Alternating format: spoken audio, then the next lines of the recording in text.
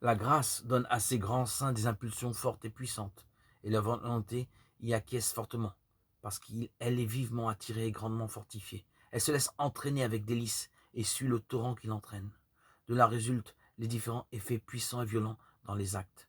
Seulement, dans les commencements, les saints étant encore imparfaits et sans lumière suffisante par l'excessif désir qui excitait dans leur volonté, par la suavité et la violence de la grâce, s'emportent plus loin que ne va l'impulsion de la divine volonté. Et ce sont là les excès de presque tous les grands saints dans les commencements de leur entrée dans la voie de l'amour divin. Ce qui vient uniquement de cette impression violente de la grâce divine dans leur âme qui excite en eux des désirs très violents. Ces excès sont toujours une bonne marque, parce que cela annonce un désir violent qui attirera les promesses de notre adorable Maître dans ce verset. Qui a soif, vienne à moi et boive. Dans ces commandements, le caractère paraît encore beaucoup dans ces grands saints, parce qu'il y a encore beaucoup d'actions propres dans ce qu'ils font, mais aussi leur action est encore beaucoup plus imperfecte qu'elle ne le sera dans la suite.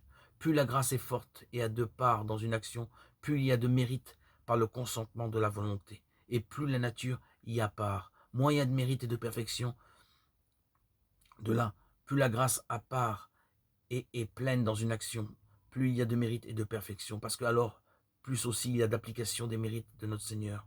Par conséquent, plus on donne à la nature dans les grandes actions des saints, plus on diminue la sainteté, et en croyant les relever, on les abaisse. Cette soif peut encore s'expliquer comme celle de ceux qui se lassent de chercher à se rassasier dans les créatures dont l'âme est vide, dans la peine, le malheur et l'affliction de ne pas trouver le repos et le bonheur dont ils sentent un si grand besoin. Et notre Seigneur les invite à venir à lui, d'abandonner ces citernes percées qui n'ont pas d'eau, et le peu qui y est encore n'est que de l'eau pourrie et corrompue. Il les engage de venir à lui. Il les rassasiera surabondamment d'une eau pure et délicieuse.